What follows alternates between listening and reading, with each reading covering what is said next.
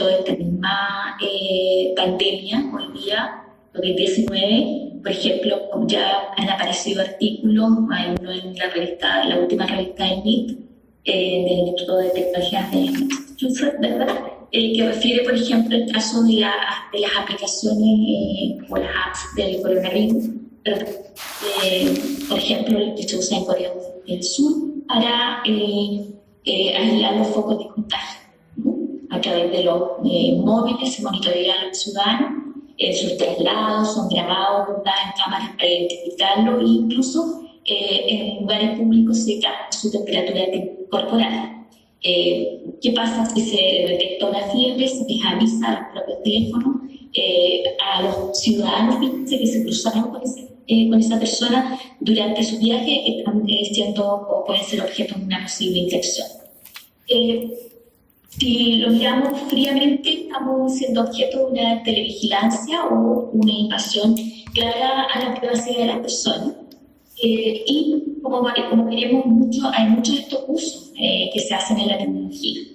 Y por eso que uno de los grandes temas que nosotros los juristas estamos, digamos, en la constante preocupación que refiere a las decisiones que son encomendadas a las máquinas y que podrían poner en jaque, ¿verdad?, derechos fundamentales de los individuos cuyos datos son utilizados para fines distintos o desconocidos por ellos al momento de otorgarlos o recogerlos o en el momento que fueron recogidos con su autorización.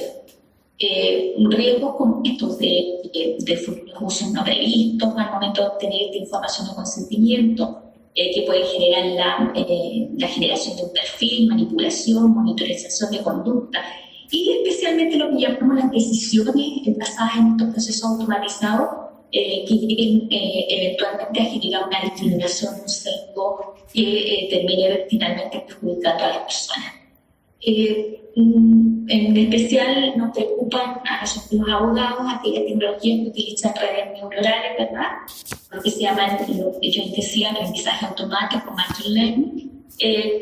¿Por qué? Porque en esos casos además estamos tomando decisiones sobre los ciudadanos cuyo impacto hoy día ni siquiera quienes los diseños a veces son capaces de prever. Una vista pesimista de esta o extrema de estas circunstancias podría señalarnos que el empleo de la inteligencia artificial en el escenario político actual nos lleva por sobre todo a lo que podríamos llamar un autoritarismo digital que desembocaría en una sociedad basada en la censura y la restricción de las libertades. Este control y juicio amenaza el sistema democrático, constituye sin lugar a dudas uno de los desafíos éticos, jurídicos y políticos de la actualidad. El desafío sería utilizar este aprendizaje y la inteligencia artificial, ya voy a poner entre comillas la palabra, inteligencia teniendo un inicio y límite, y es lo que quiero desarrollar aquí, el ser humano y sus derechos fundamentales. Ya el Reglamento General de Protección de Datos de la Unión Europea nos da alguna pista de regulaciones en torno a estas decisiones que se toman a través de medios automatizados, que requiere a los organismos que manejan estas tecnologías que realicen un procedimiento o un procesamiento justo y transparente y que expliquen la forma en que sus sistemas automatizados toman estas decisiones. Lo que se denomina por el artículo 15, número 1, letra H, el derecho a la explicabilidad, que acusa de muchos de un nuevo derecho, que exige que cuando se produzca esta decisión basada en tecnología, la persona afectada tenga derecho a esa información significativa sobre la lógica aplicada, así como sobre la importancia y las consecuencias previstas en ese tratamiento para el interesado. Pero la cuestión ética es lo que queríamos discutir hoy día de todos y que me encantaría después que pudiéramos conversar entre todos. Porque más allá de lo que se dispone reglamentariamente, ¿verdad?, estas normas que les he señalado y de las respectivas adaptaciones que pueden hacer las propias comunidades europeas en su legislación nacional, creemos que hay una cuestión ética que es necesario abordar sobre este tema y sobre cualquier otro que en alguna medida afecte la esencia o la centralidad misma del ser humano. Efectivamente, creo que es necesario analizar desde el punto de vista ético las decisiones basadas en inteligencia artificial. ¿Por qué? Porque están impactando significativamente la vida de nosotros vivimos en sociedad. Florida y Tardío han desarrollado, ¿verdad?, casi una subdisciplina denominada Ethical Data, entendida como una nueva rama de la ética que estudia y evalúa problemas morales relacionados con los datos, con la inteligencia artificial y con sus prácticas conexas, por ejemplo, como es la innovación responsable, la programación, el diseño de sistemas de inteligencia artificial, los hacking y los códigos profesionales. Pero ustedes, algunos saben, otros están estudiando este tema, no todos los autores se plantean esta cuestión. Encontramos también debates a nivel, me refería a autores públicos, sino que debates éticos respecto a las aplicaciones tecnológicas que impactan esto que llamamos la singularidad humana. Un debate que va más allá que lo que yo creo que es la cuestión normativa. En 1942, se recuerda mucho, ¿verdad? Isaac Asimov propuso ya en su círculo vicioso las 3 leyes de la robótica que amplió después en el libro Robot del Imperio a una 4ª ley, y que podrían constituir lo que podríamos llamar el primer código ético en esta materia. No las voy a leer aquí porque no es necesario que lo haga, creo yo, pero en general lo que se establecía era poner límites al accionar de la tecnología o al daño que esta podía ocasionar a la humanidad, y en esas leyes lo que se hace es dar pautas de cómo actuar frente a casos de dilemas éticos sobrevivientes. Estas leyes podrían ayudarnos también a resolver dilemas en situaciones críticas. Por ejemplo, una cuestión importante, creo que le he hablado con usted en alguna oportunidad, es el caso de los vehículos autónomos, por ejemplo, que se rigen por contratos inteligentes, que por ejemplo pudiesen declararse o de alguna forma no encenderse porque hay un pago de crédito pendiente o porque no se ha cumplido, o sea, han incumplido las obligaciones del contrato, y que por lo tanto podrían en algún caso impedir, por ejemplo, el traslado de un paciente crítico a un hospital o un enfermo de área a un sistema de urgencia. Sabemos cuando miramos los temas éticos que las reglas de responsabilidad por el daño exigen evitar la concurrencia o la ocurrencia de situaciones de dilema ético en primer lugar, y si esto es imposible, tomar medidas para reducir los daños que estos produzcan. O sea, primero trato de evitarlo, segundo tengo que resarcir los daños. En algún caso se proponen diseñar ciertas características, por ejemplo, cuando se habla de estos vehículos automáticos, para que se atiendan estas situaciones. Por ejemplo, podría ser alertas previas, desactivación por una vez, sensores, video, que nos permitan identificar objetos, incluso personas individuales en situaciones críticas.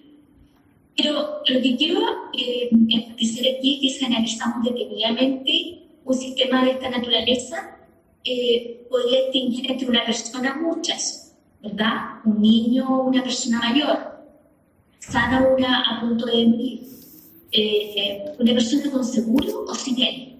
La pregunta que quiero hacerles y que les propongo dilucidar es: ¿debemos permitir que la tecnología decida?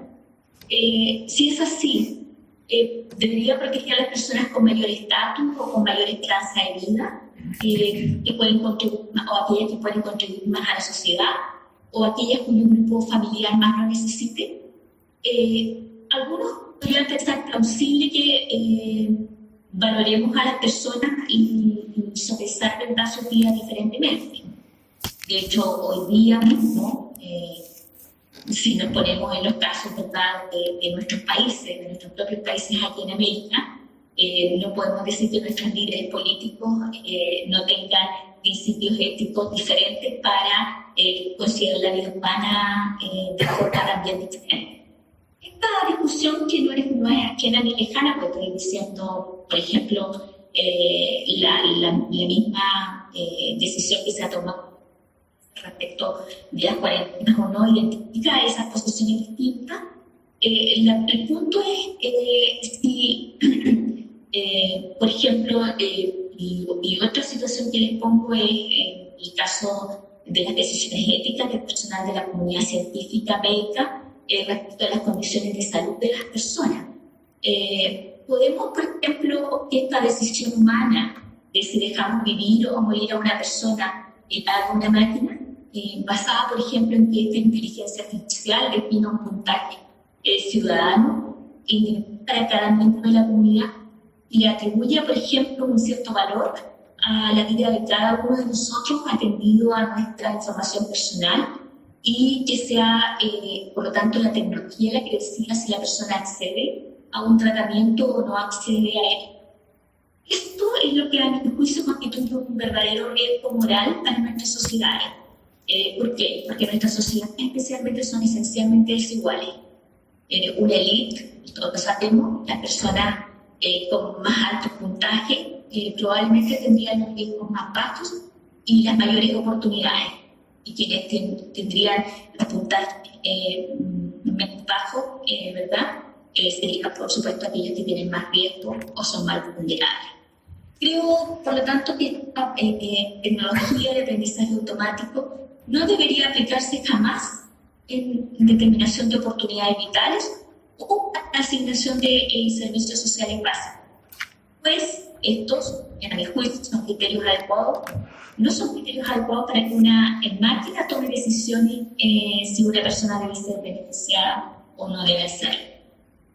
A mi juicio, decisiones basadas en estos criterios dañan sustancialmente nuestra sociedad y sabemos, nuestra Declaración Universal de Derechos Humanos se basa en la igualdad.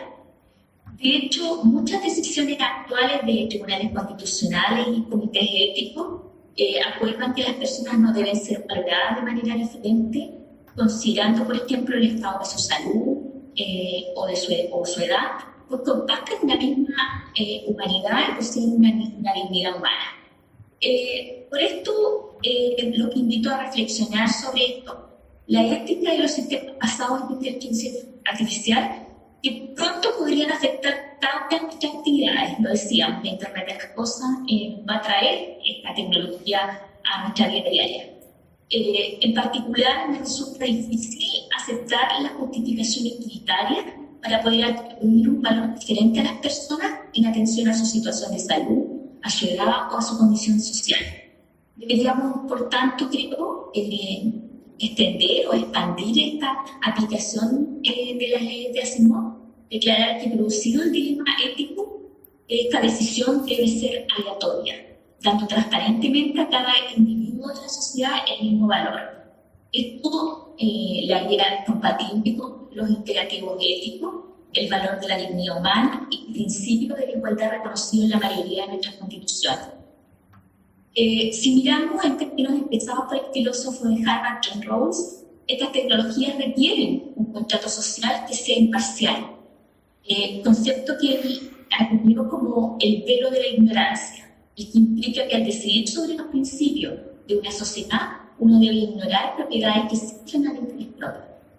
La cuestión es clara, a mi juicio, que algunos estamos en el escenario en que las decisiones son tomadas por, voy a volver a poner comillas, inteligencias más desarrolladas, al menos con la capacidad de procesar una mayor cantidad de datos de los que ningún hombre puede siquiera sospechar, y en base a ello tomar decisiones, incluso aprender. Visto así, las máquinas pueden tomar decisiones con un criterio más eficaz y eficiente que los seres humanos. Debemos asumir como más eficientes y, en consecuencia, adoptar las decisiones tomadas por la tecnología. Mi respuesta categórica es no. Si bien la historia muestra muchos ejemplos donde podemos habernos equivocado, que han desembocado, ¿verdad?, en errores y catástrofes, pero a mi juicio en ello es el principio fundamental sobre el que se basa la existencia humana, la libertad. La libertad humana ha sido entendida desde muchos puntos de vista, pero cualquiera de ellos va a ser válido siempre cuando no se prescinda de ella. Esa es mi opinión. Que la decisión obtenida por máquinas sea suficiente no desdice, a mi juicio, la capacidad de los hombres de tomar sus propias decisiones. Esta cuestión raíz de la esencia humana, porque entronca, a mi juicio, con la concepción de la dignidad natural de la especie humana. La dignidad es reflejo de la igualdad y la libertad, y por lo tanto no creo que debamos someter a las máquinas nuestro criterio decisional humano. Éticamente no es considerable. Igualmente, en el campo de la decisión política, esto resulta singularmente peligroso. Lo hemos visto, ¿verdad?, con casos como Cambridge Analytica o el propio Brexit, todos casos que son bastante bien analizados para los que lo quieran ver en The Great House, en la película que está en Netflix. Son los criterios éticos del sentido común de los gobiernos, legisladores, desarrolladores de políticas públicas y de tecnología los que debemos considerar para evitar dañar a la humanidad. No hay motivo suficiente, con esto cierro para dejar tiempo para que nos podamos conversar desde el punto de vista ético, para que se establezca un perfilamiento concreto, categorizado, menos que estos tengan información sobre su elaboración, uso y consecuencia. Muchas gracias. Muchas gracias, Patricia. Ha sido un gusto. Ahora tenemos a Carmen Velarde. ¿Estás por ahí, Carmen? Yo no la veo. Carmen. Aquí estamos. Ah. Aquí estamos. Está. Muy bien. Bueno, Carmen. Carmen, para todos los que están escuchándonos, es consultora en gestión social y derecho de las tecnologías, es máster en Derecho Empresarial y abogada por la Universidad de Lima, Perú, es magíster en Gobernabilidad y Procesos Electorales por el Instituto Universitario de Investigación Ortega y Gasset y magíster en Gerencia Social por la Pontificia Universidad Católica del Perú. Fue gerente de restitución de la identidad y apoyo social del Registro Nacional de Identificación y Estado Civil, RENIEC, a cargo de los programas sociales destinados a documentar a las personas indocumentadas. Presidió la comisión que elaboró el Plan Nacional de Restitución de la Identidad, documentando a las personas indocumentadas entre los años 2005 y 2009. Ha sido profesora de la Facultad de Derecho y Ciencia Política de la Universidad Nacional Mayor de San Marcos. Participó de la docencia en la Escuela de Posgrado de la Universidad Peruana de Ciencias Aplicadas y en la Academia de la Magistratura. Participa como docente en la Escuela de Posgrado de la Universidad de Lima y actualmente es secretaria técnica adjunta del Tribunal Administrativo de Solución de Reclamos de Usuarios, TRASU, de OCIPTEL, dirigiendo las actividades para la solución de apelaciones y quejas de usuarios de telecomunicaciones en segunda instancia y los procedimientos administrativos sancionadores relacionados a dichos casos. Es un gusto tenerte, Carmen, con nosotros nuevamente, también una amiga de la red y una amiga personal, así que te damos el uso de la palabra. Muchísimas gracias, apreciada Elizabeth. Un saludo a todos los amigos de Uruguay y de distintas partes de América Latina, del mundo, que se encuentran hoy con nosotros. Muchas gracias por asistir a esta ponencia. Le agradezco también a la Asociación de Estudiantes del Uruguay esta invitación y sobre todo el agradecimiento a Patricia Reyes, que me acompaña en este panel junto con Laura Navetian. Para mí es todo un honor estar al lado de personas que tienen mucha trayectoria en la investigación y sobre todo miradas bastante críticas y de aporte al derecho de las tecnologías. Por supuesto, mi agradecimiento también a la Red Iberoamericana de Derecho Informático a través de Elizabeth Bien, por favor, por esta invitación. Yo había preparado una pequeña presentación. Si a mí me permiten estar como host y colocarlo, yo la subo. Y si no, Sebastián me ayudará. Muchas gracias. Ahora podemos presentarla gracias a Sebastián, que me apoya. Permíteme.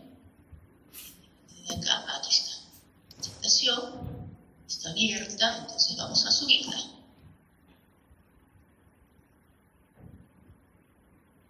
¿Me confirman, por favor, si pueden verla? Sí. Sí, estamos viéndote. Ahí, perfecto. Excelente. Muy bien.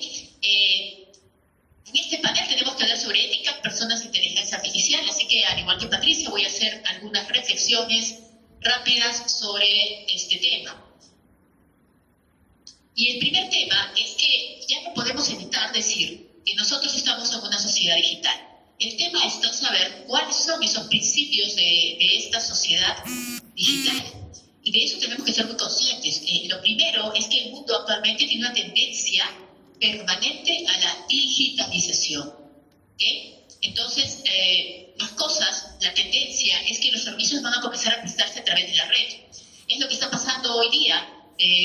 Durante el tiempo que nuestros países han estado en cuarentena, algunos seguimos como una cuarentena focalizada, pues nosotros nos hemos visto en la obligación de comenzar a digitalizar todo. Asociaciones que han tenido que comenzar a hacer sus reuniones o asambleas generales de asociados a través de plataformas de videoconferencia, el evento que estamos viviendo hoy día. Aquí en Perú se ha dado una norma por la cual se exige que las entidades públicas a diciembre de este año tengan toda la lista y las acciones de los procedimientos administrativos que van a digitalizar. Es decir, todo se va a buscar hacer a través de la red.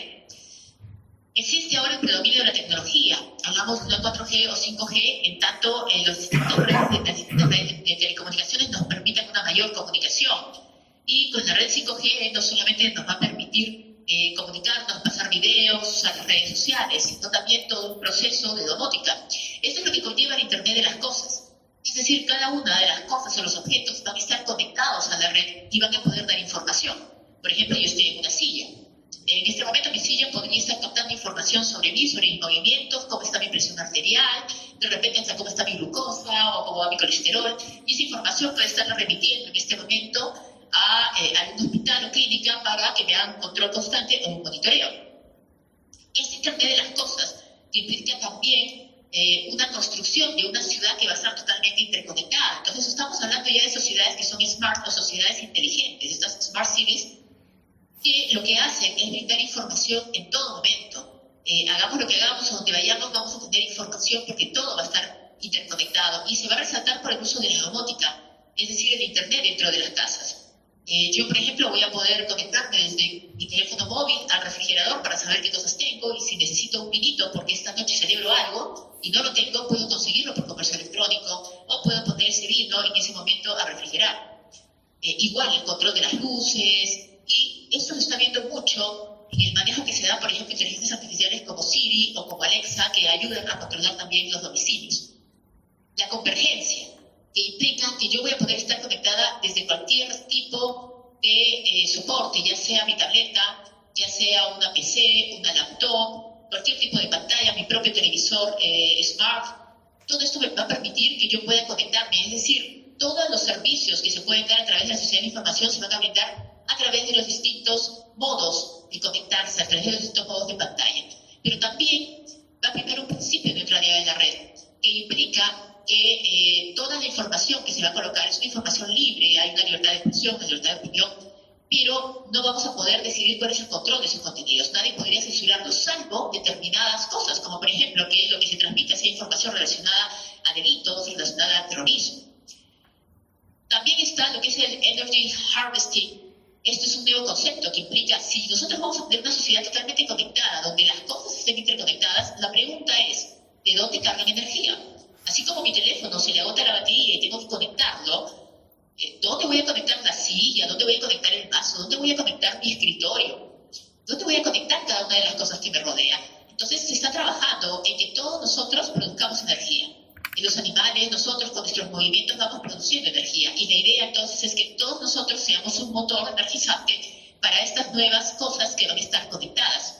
También está el principio de preservación digital, que implica que todo aquello que nosotros estemos digitalizando, colocando en la red, no se borre nunca y pueda ser utilizado, recuperado y utilizado en cualquier momento. Pasa esto también a la desmaterialización del dinero, que es la manera como hemos venido nosotros trabajando. Y esto se da ahora a través de la tecnología blockchain o el uso de las bitcoins, por ejemplo, o las criptomonedas. Es decir, cómo vamos a hacer ahora los nuevos tratos, las nuevas formas de hacer negocio a través de un dinero desmaterializado.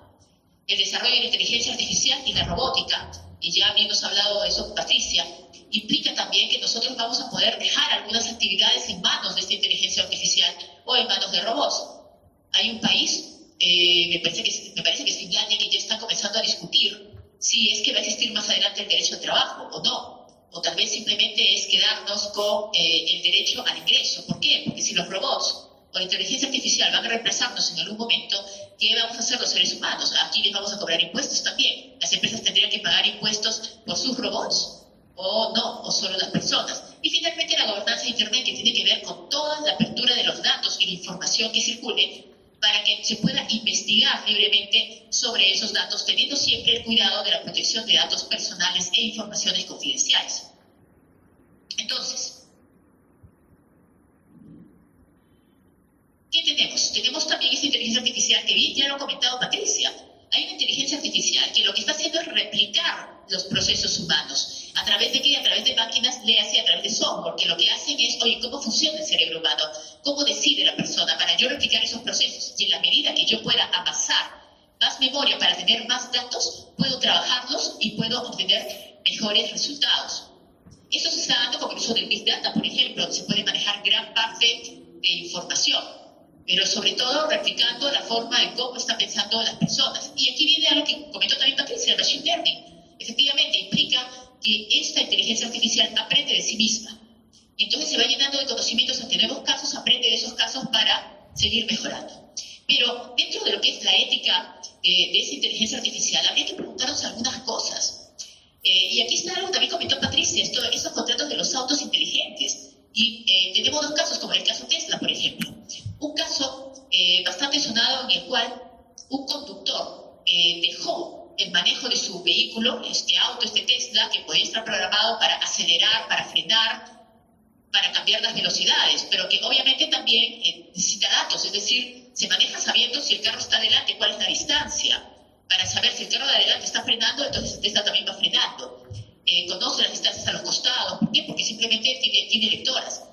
Pero este Tesla, al parecer, un carro de adelante en Florida se detuvo, pero el Tesla no lo captó y lo que ocurrió fue que chocaron y murió el conductor, que en ese momento se encontraba viendo una película mientras el Tesla manejaba. Esto implica que en Estados Unidos hay algunos estados que aceptan estos autos autónomos y otros que no los aceptan. Yo he tenido la oportunidad de subir a un Tesla, estar ahí, ver cómo se va manejando solo y claro, de hecho, lo hice en Estados Unidos, donde todo es muy respetuoso. Yo me preguntaba qué pasaba si yo usaba ese Tesla en Perú, donde nosotros tenemos un tráfico bastante caótico y uno no sabe lo que va a hacer el otro conductor. En cambio, hay otra noticia donde un Tesla salva la vida a su conductor, que en ese momento tuvo una embolia y programó para que le indicó al auto que lo llevara al hospital, así que el auto manejándose solo lo llevó. Pero el tema es, si esto implica que nos está quitando autonomía, o nosotros vamos a tomar decisiones o no vamos a tomar decisiones, es decir, la inteligencia artificial decide por nosotros solamente porque tiene los datos, o sea, sabe mi día, sabe que a las 8 de la mañana yo salgo al trabajo y por lo tanto no necesito ni programarla, simplemente me lleva al trabajo, aunque yo no quiera ir, pero me lleva, por ejemplo. O sea, yo tengo que ir a otro lado, a otra reunión, pero el auto decide que yo en ese momento tengo que comenzar mi trabajo y me lleva. El Waze, por ejemplo, el Waze es otra de las aplicaciones que se utiliza mucho también en el tránsito. Yo lo tuve que usar para poder buscar rutas y poder llegar más rápido venciendo el tráfico a las reuniones. Sin embargo, Waze lo que hace muchas veces es grabar las rutas y comienza a dar información también de cuáles son los principales sitios, los principales lugares donde yo estaciono, donde yo suelo acudir o suelo visitar. Y uno lo que hace es confiar en un Waze que lo que hace es alimentarse también de los mapas y de lo que le dicen los otros usuarios. Entonces, he tenido casos en que el Waze, por ejemplo, me ha llevado contra el tráfico. Y esa era una calle que en qué momento se actualiza o qué es lo que pasa, que en un momento el sistema puede confundir alguna calle o alguna ruta. Y muy aparte de compartir mi información. Entonces, el hecho de que también yo tenga que tomar una decisión, me acuerdo que yo a veces he tomado taxis y el conductor ponía un Waze y le decía, señor, pero ¿por qué me lleva por esta ruta si es muy larga? Yo conozco una más rápida y me decía, no, es que el Waze me ha dicho. Claro, la pregunta era si él tenía que poner su servicio, solamente manejar lo que le decía Waze, o él tenía que poner algo de conocer las rutas, por ejemplo, ¿no? Entonces, hay que evaluar si es que nosotros estamos dejando de decidir por nosotros y de adquirir conocimientos. Sin embargo, la inteligencia artificial también ha conllevado algo interesante, y es los negocios digitales. Por ejemplo, se han dado oportunidades de desarrollo de los comercios electrónicos o las startups también. Estas empresas, emprendimientos. Estamos estudiando nuestros gustos, qué cosa compramos para ofrecernos productos de acuerdo a lo que nosotros necesitamos. Modelos de startups, por ejemplo, Uber o TaxiBit, son modelos que han comenzado a trabajar, Airbnb también, buscando cómo saldar necesidades que tienen las personas y viendo quién tiene ofertas y quién tiene demanda. Y entonces han comenzado a dar nuevos servicios que permiten no solamente servicios más rápidos, sino servicios de mayor calidad que los tradicionales. Entonces estos emprendimientos, estos negocios son escalables ¿gracias a qué? Gracias al uso de la inteligencia artificial y gracias a los datos. Entonces están creando nuevos fondos de inversiones, el crowdfunding, por ejemplo, inversionistas ángeles que aportan en estos nuevos proyectos de las startups. ¿Para qué? Para dar negocios mucho más saludables, ¿no? Tenemos negocios como Globo, por ejemplo, Spotify o Green, que creó también sus scooters para que uno, de una manera más verde, es decir, una forma de cuidar el medio ambiente, pueda ir de un lado al otro, ¿no? Son distintos negocios entonces que se vienen desarrollando con la inteligencia artificial. El tema también de los asistentes digitales. Siri, por ejemplo, es un asistente digital. Muchos seguro tienen el iPhone, y a través del iPhone se puede escuchar, se puede saber, gracias a Siri. O sea, Siri se vuelve una especie de compañía de ayuda. Yo tengo la oportunidad de conocer a dos profesionales con ceguera, y tuvieron que cambiar a Siri precisamente porque les permite leer todo, les permite encontrar información. El único tema es que Siri les consume muchos datos, entonces necesitan tener un plan de pago de datos un poco más caro que el de otras personas. Algo similar hacia Alexa, la inteligencia artificial también de Google, que permite que uno pueda manejar su casa gracias a Alexa. Alexa llama a la policía, Alexa llama. Cortana también, que es otro servicio de Amazon o Google Now, que están trabajando también con este tipo de asistentes digitales. La pregunta es, si esos asistentes digitales son asistentes para ayudarnos o se vuelven una manera de ser dependientes. Es decir, ¿hasta qué punto esos sistemas están cambiando nuestro sentido de independencia? ¿O es que mi independencia está más allá a través de nuevas cosas que yo comienzo a hacer y dejo otras cosas, las minimizo para colocarlas en manos de asistentes virtuales? Pero ¿qué pasa? ¿Qué pasa con estos asistentes virtuales? Son asistentes que tienen una información que finalmente queda grabada, que está en un lugar. Y salió hace un tiempo una nota en la que Apple pedía disculpas por haber escuchado las conversaciones privadas con Siri. ¿Por qué? Porque las escuchaba ¿para qué? Para poder brindar mejor servicio. Pero para poder analizarlo tenía que escuchar, tenía que saber qué cosa estaba pasando. Así las escucha una inteligencia artificial, para saber qué otra necesidad tenían las personas. Entonces, un tema pasa que detrás de todas las inteligencias artificiales están siempre las personas. Y son las personas las que deciden cómo programan cada una de estas inteligencias artificiales. Y pueden programarla de repente de acuerdo a sus propios sesgos, de acuerdo a sus propios prejuicios. Entonces, el tema está, si la inteligencia es buena o no es buena en sí misma. La inteligencia artificial simplemente es. Quien la programa o quien la usa es el ser humano, quien pone los patrones, los condicionamientos es el ser humano. Pero dependiendo también el otro extremo del ser humano, que es quien la usa, cómo la usas y para qué la usas y cuánto de ti pones en esas inteligencias artificiales. Entonces, la independencia o no de ese sistema tendría que evaluarse si nosotros simplemente nos vamos a dejar llevar por ellos, por consejos, o si esa asistencia digital me va a ayudar para darme una mejor calidad de vida. Como en el caso de las personas con ceguera, que les decía, Siri es un gran elemento, pero también Microsoft, por ejemplo, ha estado trabajando la creación de lentes especiales, lentes digitales que conectados a inteligencia artificial están leyendo el camino y le están diciendo a la persona con ceguera, adelante viene una persona que mide 1,70 m, que tiene cabello negro, que usa lentes, y le va dando descripciones de todo lo que está alrededor. Estás un parque, frente a ti hay 2 árboles, uno a tu izquierda, uno a tu derecha, el árbol debe medir 2 metros, etcétera. O simplemente sistemas mucho más confortables, como el caso que podemos ver en la figura de una mujer que puede ir no en un auto autónomo, pero sí en una silla eléctrica motorizada que le puede dar a ella mayor ventaja para desplazarse y de una manera mucho más cómoda. Entonces, dependiendo de su uso también por parte del usuario, por parte del ciudadano, por parte de un cliente, podremos saber si somos más dependientes o independientes de esta inteligencia artificial. La inteligencia artificial busca o tal vez lo que están buscando es cuántas cosas más del hombre podemos nosotros reemplazar. ¿Cuántas actividades pueden ser dejadas en manos de una inteligencia artificial? Facebook estuvo desarrollando una inteligencia artificial para desarrollar negociaciones, por ejemplo. El tema es que tuvo que desactivarla porque su sistema en algún momento logró un idioma propio. Pero un idioma propio en el que todo era yo, y prácticamente lo que el sistema mostró era negociaciones para tratar de buscar la mayor ventaja y olvidar o evidenciar algunos patrones que tienen que ver con los valores de las personas, como el ganar, el tema del respeto al otro, las posiciones versus los intereses, etcétera. Entonces tuvieron simplemente que cancelar este proyecto. No sabemos si ya lo estaba repensando o no. Pero a lo que vamos es que cada vez se está buscando que la inteligencia artificial cubran más actividades humanas. El tema es para cubrir actividades humanas, es para complementarlas, es para potenciarlas. ¿Quién va a tener el control al final de cada una de las actividades? ¿La máquina? La máquina va a servir para controlarnos, para supervisarnos de acuerdo a cada una de las cosas que nosotros estemos haciendo. ¿O esa inteligencia artificial tiene que ser un complemento y no una sustitución? El caso seguramente que ustedes deben haber escuchado, por ejemplo, de la robot Sofía. Es una robot que está dando la vuelta al mundo, está haciendo muchas visitas, pero Sofía cada vez da entrevistas y va aprendiendo del ser humano. En algún momento ha tenido expresiones como conquistar el mundo y este tipo de cosas, pero también ha señalado cosas como que los humanos somos criaturas muy creativas, pero también las más destructivas.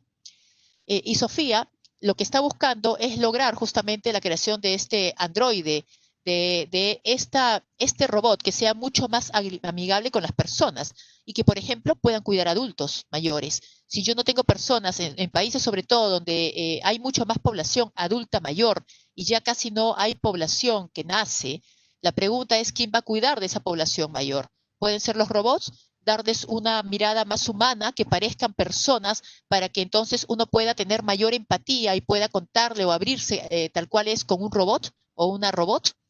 Hacia eso vamos. Entonces, pregunta es si esta inteligencia artificial implica la sustitución de las personas o implica un complemento de la labor que las personas vamos a desarrollar. Yo les dejo aquí un link para que ustedes puedan ver un video de cómo funciona Sofía. Sin embargo, tenemos que pensar otros problemas, que bien ya lo comentó Patricia, por ejemplo, y es este tema del cuidado de los datos personales o la afectación de la privacidad. ¿Qué va a pasar con toda esa información que se está acumulando? ¿Cómo se analiza? ¿Qué pasa también si alguno de los datos no responde a lo que yo soy? O simplemente se cruza con los datos de otra persona cuando se guardan. O esos datos son hackeados para crear otro perfil distinto a lo que yo realmente soy.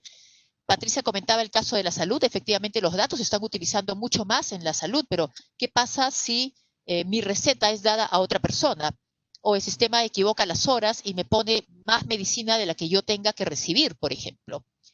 Casos como Da Vinci, que se está utilizando para ayudar a los médicos en las operaciones, pero ¿qué pasa si no se mantiene bien esa inteligencia artificial, no se mantiene bien también ese robot?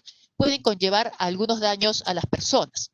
Entonces, hay problemas como la escucha de conversaciones, que decía, como también el análisis de los perfiles conductuales, porque el sistema, para poder mejorarse a sí mismo, necesariamente va a tener que conversar consigo mismo e ir buscando más cosas de mí, o ir retándose, e incluso sacar teorías, sacar supuestos de quién yo no soy, ¿okay? Porque eso es lo que hace el sistema. Entonces, hay que buscar que toda esta inteligencia artificial tenga que estar regulada de alguna manera por principios, por lineamientos, pero donde básicamente, como ya lo dijo Patricia, la decisión se base en las personas. Y creo yo que una de las soluciones para ir culminando es apuntar hacia una sociedad 5.0, que es una propuesta japonesa sobre la nueva sociedad, donde vamos a ver una sociedad súper inteligente, pero que a la vez beneficia a los ciudadanos. ¿Esto qué significa? De acuerdo a Japón, nosotros hemos pasado a una sociedad 1.0, vamos a decirlo así, un Internet 1.0, donde estábamos a la caza de la información nada más, o digamos, búsqueda de información constante. Entonces había quienes creaban información y quienes la mostraban. Hemos pasado de ahí también a una industria 2.0 donde se comienzan a hacer el comercio electrónico, comienza también a potenciarse los distintos negocios. Hemos pasado luego a una sociedad 3.0 con una tecnología de telecomunicaciones que nos permite una mayor convergencia y saltar luego a una industria 4.0 donde lo que se busca es mejorar el comercio, mejorar los productos y las ofertas para las personas. Entonces Japón lo que ha planteado es, mira, olvidémonos de eso, lo que debe existir es una sociedad 5.0 donde el objetivo principal de una sociedad tecnológica sean las personas, no la tecnología en sí misma, ni las máquinas, ni el desarrollo, ni la imitación del cerebro de las personas. ¿Qué es lo que se busca con esta inteligencia artificial? ¿Cómo piensa el cerebro humano? ¿Cómo se condiciona? Acá tiene que ver mucho la psicología. Entonces Japón dice, no, nosotros pensemos que todo esto son servicios para las personas y por lo tanto lo que va a ocurrir es que como tengamos las Smart Cities, cuando tengamos todos estos servicios desarrollados, vamos a tener una sociedad súper inteligente, sí, porque todo va a estar interconectado y se va a intercambiar mucha información. Pero todo lo que se haga tiene que tener como principio básico que beneficie al ciudadano. Si no beneficia al ciudadano, no es un sistema que tendría que ser utilizado, o por lo menos, ¿a qué grupo objetivo de la ciudadanía va a servir y va a ayudar ese sistema? Y eso es lo que hoy día se está trabajando, al menos desde Japón, y quieren llevarlo hacia el mundo. Creo yo que es una buena propuesta para poder trabajar y poner límites entonces al desarrollo de la inteligencia artificial, la cual siempre tiene que tener como punto base y como público objetivo al ser humano, el mismo que está en sus dos extremos, en el extremo de la creación, como en el siguiente extremo de receptor de productos y servicios de la misma. Con ello yo quiero agradecerles, espero poderles haber dejado algunas reflexiones que seguramente permitirán un debate muy rico entre todos y entre mis colegas ponentes. Muchísimas gracias. Muchas gracias, Carmen. Ahora les vamos a presentar a alguien que ustedes también ya conocen, a la doctora Laura Navetian Brunet, de acá de Uruguay. Laura nos acompaña también año a año en estas jornadas de la red.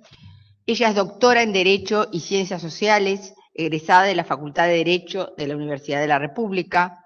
Es doctorada en Ciencia Jurídica por la Universidad Católica Argentina. Es profesora adjunta de Derecho Informático y Derecho Constitucional en las Facultades de Derecho de la Universidad de la República y la Universidad Católica, respectivamente, y es asesora en el Parlamento Nacional de la República. Los dejo con Laura. Muy buenas noches para todos. Muchas gracias, Elizabeth. Muchas gracias, Guillermo, por seguir año a año haciendo estas convocatorias para conversar sobre distintos temas que de alguna manera nos interpelan desde distintos ámbitos. Yo en general no quiero repetir lo que decían Patricia y Carmen, por tanto, en algunos aspectos van a ver que hago mías las palabras de ellas en cuanto a cómo funciona esta cuestión de lo que se llama inteligencia artificial. Sin embargo, y a partir de esto, lo que yo quisiera hacer es centrarme precisamente en la centralidad de la persona. Porque cuando hablamos de centralidad de la persona, me parece que es imprescindible remitirnos a consideraciones más de índole ético-filosófico. Y en realidad es a esto a lo que efectivamente yo me quiero referir. Quienes me conocen saben que yo voy por la positiva, tal cual el eslogan de nuestro presidente. Sin embargo, en esta oportunidad, lamentablemente, voy a iniciar con una conclusión anticipada negativa. Yo descreo de la terminología inteligencia artificial y, de hecho, desde un punto de vista de consideración ético, si es inteligencia no es artificial y si es artificial no es inteligencia. En el devenir de estas palabras voy a explicar voy a intentar trasuntar el porqué de esta afirmación.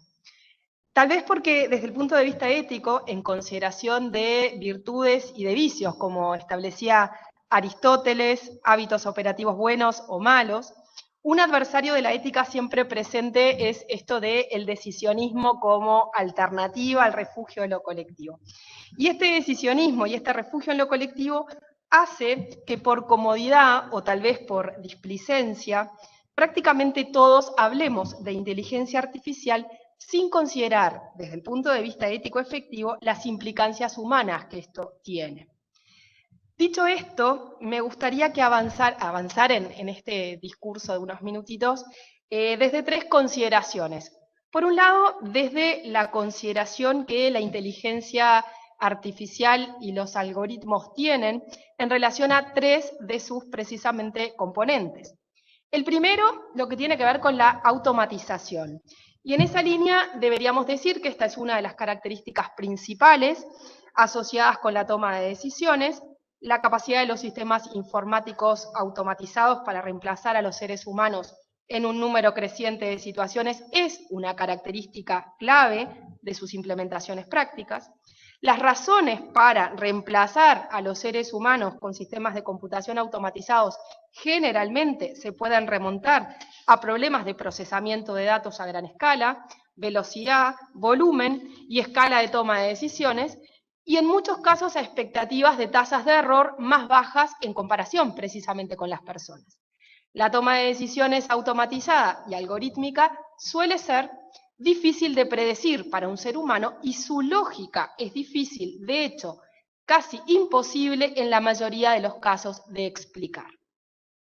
Un segundo componente de esta cuestión, que les digo, yo descreo inteligencia artificial como término, ¿no?, es el análisis de datos. Estos sistemas de análisis de datos se aplican a grandes cantidades de datos para encontrar patrones de correlación dentro de conjuntos de datos sin necesariamente hacer una declaración sobre la causalidad. Al evaluar los impactos en los derechos humanos, se debe considerar además que los diseñadores de los sistemas algorítmicos y de inteligencia artificial tienen distintos niveles de discreción para tomar las decisiones.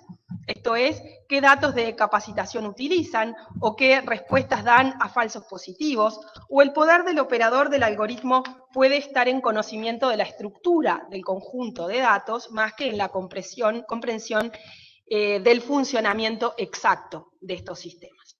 Y el tercer componente es la adaptabilidad. Esta se demuestra en, por ejemplo, los algoritmos de autoaprendizaje, que utilizan datos para desarrollar patrones y conocimientos novedosos, así como para generar nuevas reglas de toma de decisiones a través de técnicas de aprendizaje automático. Patricia y Carmen mencionaban este tema. Al adoptar varios estilos de aprendizaje, se modelan problemas basados en conjuntos de datos y se producen nuevas soluciones que pueden ser imposibles de comprender para un ser humano. Esencialmente, a través de las técnicas de prueba y error constantes, se detectan patrones de datos existentes, se identifican patrones similares de datos futuros y se hacen predicciones basadas en datos. Las técnicas de aprendizaje automático se utilizan, entre otros, en los motores de búsqueda que corrigen, por ejemplo, errores ortográficos, así como en campos más complejos como la prevención de fraudes o el análisis de riesgo o el avance de la comprensión del comportamiento de los clientes y las mejoras, por ejemplo, también en la ciencia médica. De ahí tres características de esto que llamamos inteligencia artificial. Bien. Segunda cuestión que me parece que tenemos que tener en cuenta. El Parlamento Europeo ya en 2017 ha establecido que es imprescindible que se hagan desarrollos, guías prácticas y avances teniendo en cuenta, dice aquí un documento del Parlamento, basados en los principios y valores que se encuentran presentes en el artículo 2 del Tratado de la Unión y en el carácter fundamental de los derechos humanos fundamentales, partiendo de la dignidad humana, la igualdad, la justicia, la equidad, la no discriminación, el consentimiento informado, la privacidad y la vida familiar, así como la protección de los datos, entre otros principios a ser considerados. Por tanto, independientemente de que se considera que esto es algo que está presente, también se considera que es imprescindible considerar estos aspectos. Entonces, y aquí es donde yo efectivamente me quiero detener, me gustaría que dejáramos de hablar de tecnología efectivamente para hacer la relación con de qué hablamos cuando hablamos de centralidad humana. Y en este sentido, me parece muy importante, sobre todo si hablamos de ética y si hablamos de derechos, primera cuestión, diferenciar entre individuo y persona humana. Y en ese sentido, la conceptualización de persona humana surge inevitablemente unida al ámbito religioso cristiano, sin perjuicio de tratarse también de una noción de carácter filosófico. De esta manera podemos decir que hay múltiples autores como San Agustín, como San Alberto Magno, como San Anselmo, y especialmente Santo Tomás, que desarrollaron todo este tema de la persona humana, haciendo un hincapié muy importante en elementos tales como su carácter singular, su racionalidad y su eminente dignidad. Santo Tomás, particularmente, parte de considerar que la persona es lo más singular, individual y por tanto no común en cada individuo. Es decir, que la individualidad que la caracteriza es única e intransmisible, en tanto no responde a la naturaleza humana, sino que es propia y particular de cada persona. Él indicaba que el hombre engendra seres iguales a sí específicamente, pero no numéricamente. Por tanto, las notas que pertenecen a un individuo en cuanto singular, como los aetas personales y las casas que le son propias, no se transmiten de los padres a los hijos. No hay gramático que engendre hijos conocedores de la gramática que aprendió. En cambio, los elementos que pertenecen a la naturaleza pasan a los padres, a los hijos, a no ser que la naturaleza sea defectuosa.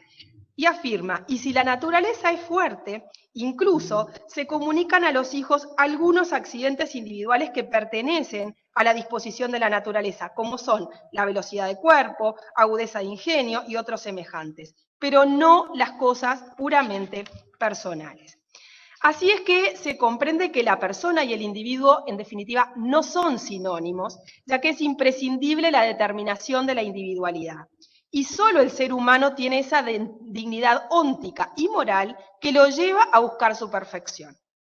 Santo Tomás también afirma que la persona identifica al ser, esto es, la individualidad particular de cada individuo, es decir, que significa el ser propio, personal, individual, indicando que la persona es el subsistente en naturaleza racional. Lo que en definitiva diferencia a la persona del individuo tiene relación con la propia esencia. En mérito a ello, es que la persona existe en sí misma y por sí misma de forma independiente. Considera, por tanto, que la persona perdura, permanece dados sus caracteres especialísimos, permanentes e invariables que constituyen su propia naturaleza. Avanzando en el tiempo, Maritain, por su parte, avanza en sus consideraciones a partir precisamente de la diferenciación escolástica entre individuo y persona y se afirma en los análisis efectuados por Garrigou-Lagrange.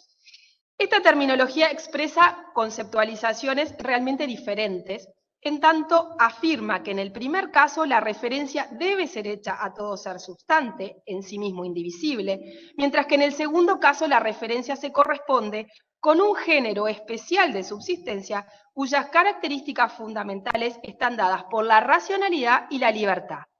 De ahí que si hablamos de derechos, hablamos de personas. Indudablemente estas palabras no fueron un invento de Maritain, sino que su mérito está en su reconceptualización, a partir de la consideración de los significados que deben atribuirse a la individualidad y a la personalidad.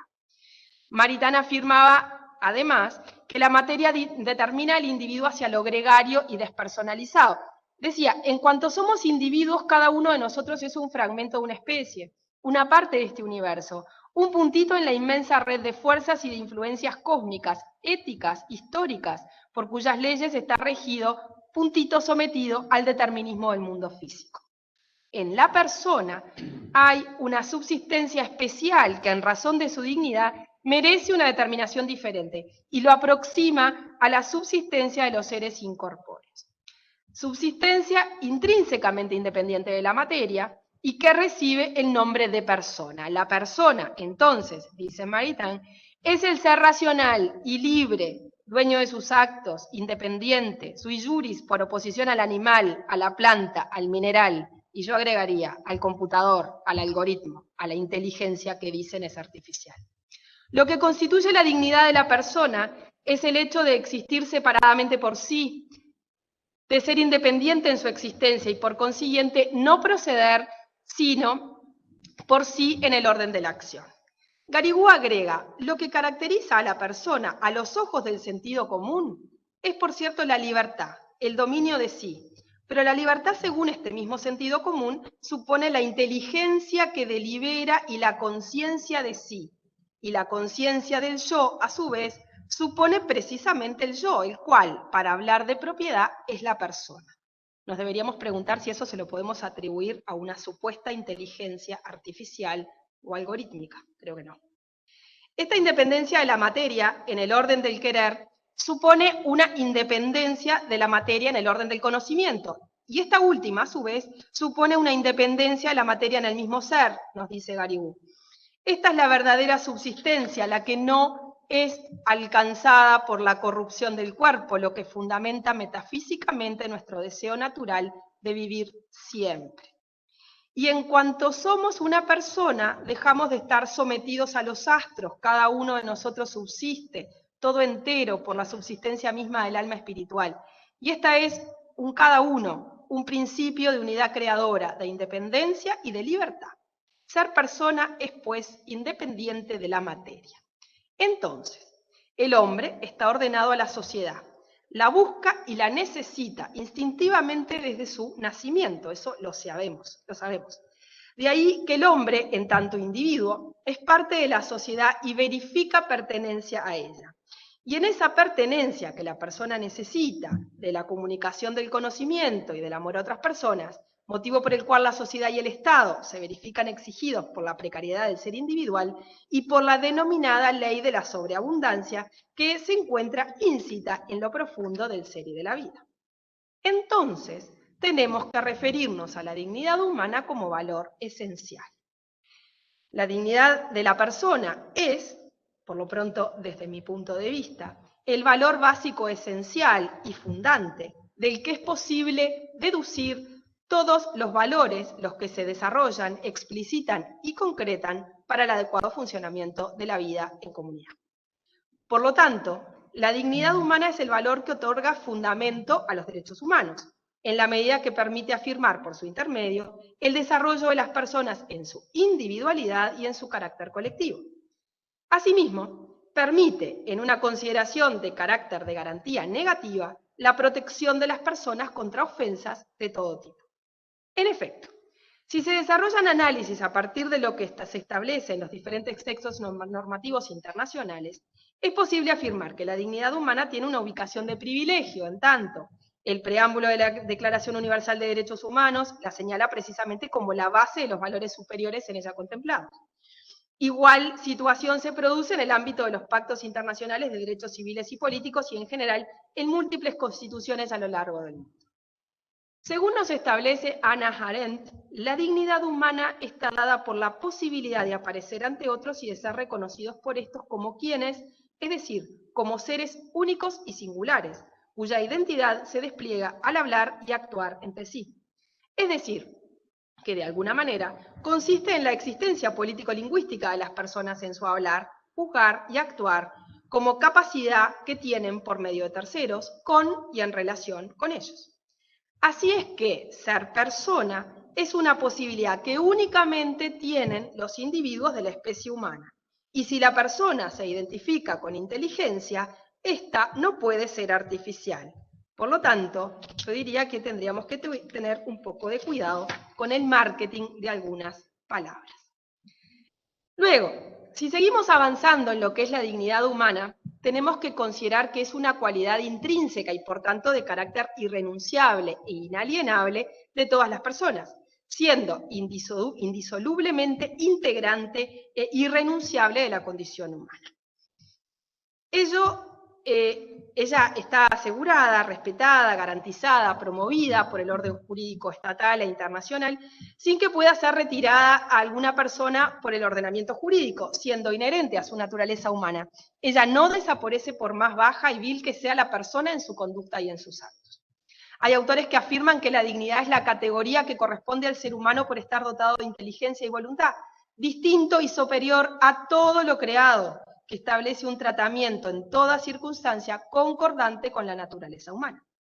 Así constituye el valor superior y, por tanto, un principio jurídico que supone el cimiento fundamental de todo el ordenamiento constitucional y es, de esa manera, fuente de los derechos fundamentales, iluminando todo el sistema jurídico.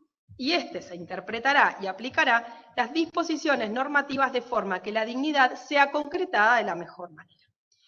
Todas las personas son seres que desarrollan, además, su libertad autodeterminando su propia conducta. Y si se considera esto en forma abstracta, independientemente de su efectiva realización en un caso concreto, debe comprenderse que todas las personas poseen la misma dignidad y son merecedoras de respeto.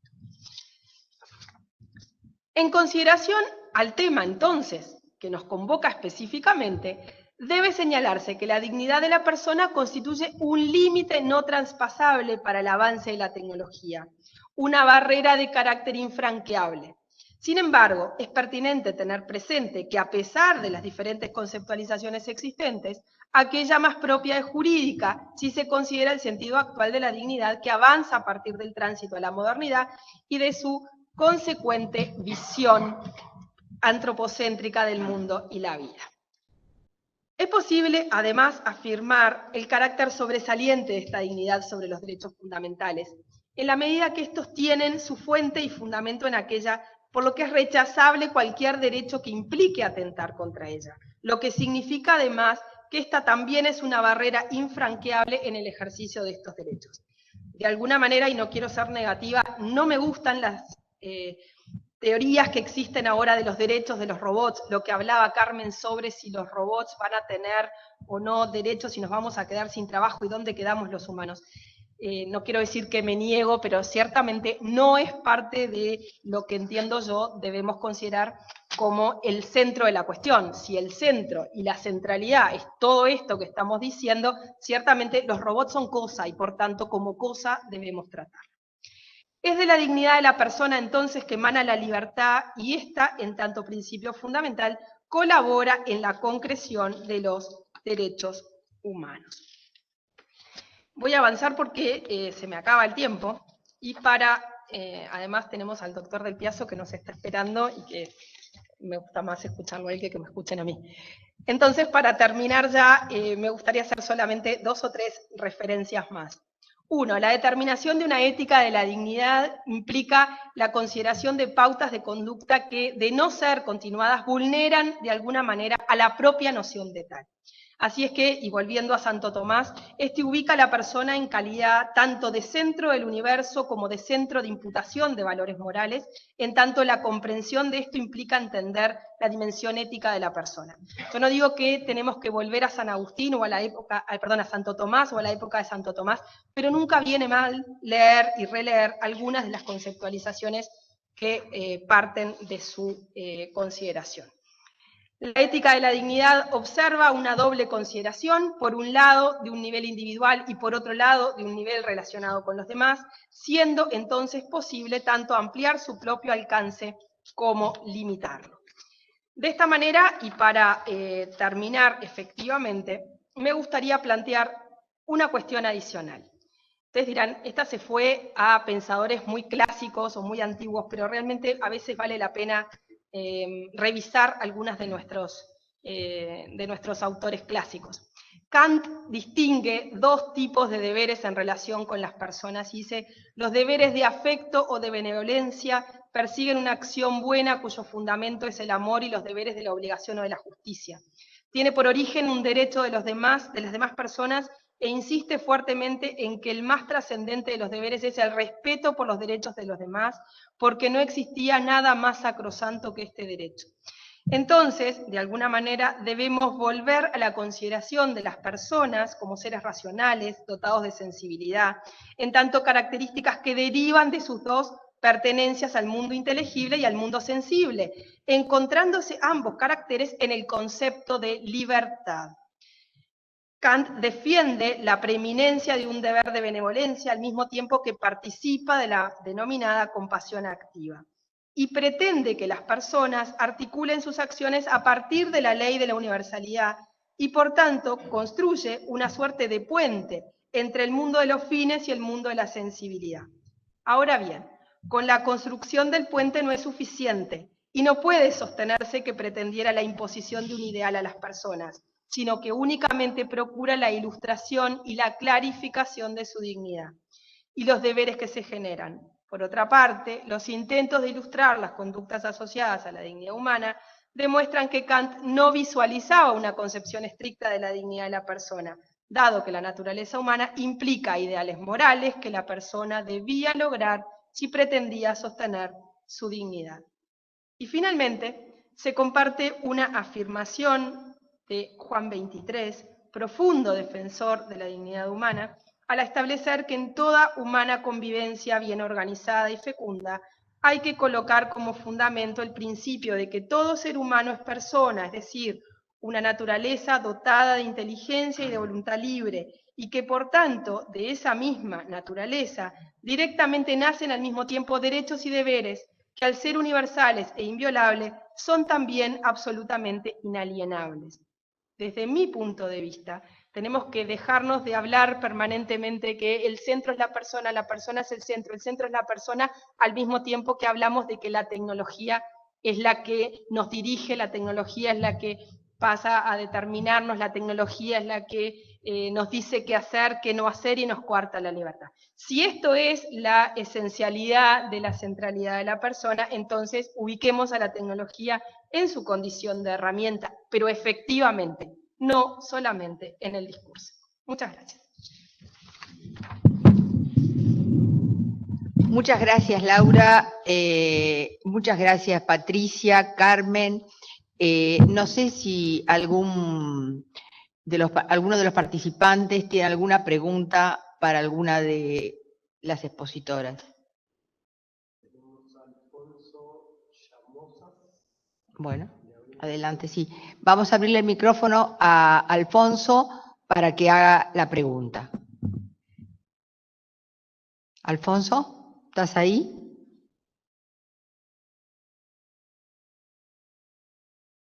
Hola. Sí, hola. Sí, te escuchamos. Ah, no, correcto. Bueno, yo había levantado la mano, pero no para hacer una pregunta, sino para hacer una prueba. Sin embargo, gracias por la oportunidad. Miren, yo quisiera saber, digamos, una duda, ¿no?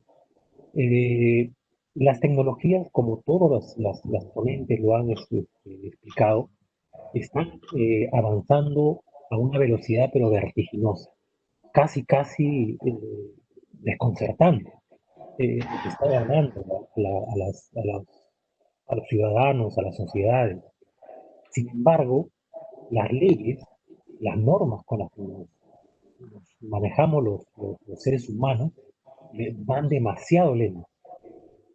Yo estoy en Perú, no sé cómo será la realidad en diversos países, pero por ejemplo acá hay vacíos. Por ejemplo, con estos temas de las pandemias, cuando esos repartidores, ¿no? Esos que hacen delivery, iban a reinsertarse nuevamente en la actividad laboral, simplemente no había una ley que dijera si podían o no podían. Entonces se cayó un entrampamiento, un vacío. Y así como es la situación, estoy seguro que en todos los aspectos de la tecnología se está dando. Es decir, las tecnologías van muchísimo más rápido que las normas de nosotros los seres humanos. ¿Qué se está haciendo? ¿Qué se debe hacer, digamos, para que no se nos escape de la mano las tecnologías? De tal manera que, como bien dijo una de las ponentes, que estén al servicio de nosotros, no perdamos control sobre las tecnologías, ¿no? Esa es básicamente mi cuestión. No sé quién de las tres quiere contestar. Elizabeth, si me permites, solo Sí, hacer cómo no, Carmen. Sí. una tangencia a lo que ha comentado Alfonso, cuya pregunta o reflexión agradezco, pero hay que tener en cuenta algo. En América Latina, las tecnologías van a ir siempre mucho más rápido que las normas por nuestro propio sistema. Nosotros tenemos un sistema romano-germánico, en donde todo se basa en las leyes y todo tiene que estar reglado y regulado. Si encuentras un problema, una ley para ese problema. Ocurrió otro problema, otra ley para que ese problema no vuelva a ocurrir. Distinto a un sistema anglosajón que se basa mayormente en la casuística, por ejemplo, ¿no? Entonces, yo lo que creo es que nosotros tenemos que aprender algo de las tecnologías. La tecnología a los gestores, a quienes se dedican a gestión, ha enseñado que tiene que basarse en procesos bastante flexibles y muy rápidos, procesos adaptables. Esto implica entonces dar lineamientos o tener principios básicos con los cuales uno camina. Pero si todo pretendemos llevar una norma, recordemos que para dar las normas, sobre todo si son leyes, uno tiene que pasar por un Congreso de la República, donde el Congreso tiene que evaluar, ver los costos-beneficios. Hoy en día, al menos en el Perú, para dar las normas se tiene que aplicar un análisis de calidad regulatoria que implica construir escenarios de qué es lo que va a pasar, y eso implica también analizar esos costos y esos beneficios. Por lo tanto, yo creo que lo que tenemos que hacer es comenzar nosotros a cambiar también nuestras actitudes frente a la tecnología. ¿Para qué? Para tener normas generales. Normas que te den el contexto, si quieres, o el marco. Y dentro de eso nosotros podemos jugar con lineamientos internos, con principios internos. Pero sobre todo debe haber muy buena aplicación de criterio por parte de todos los profesionales.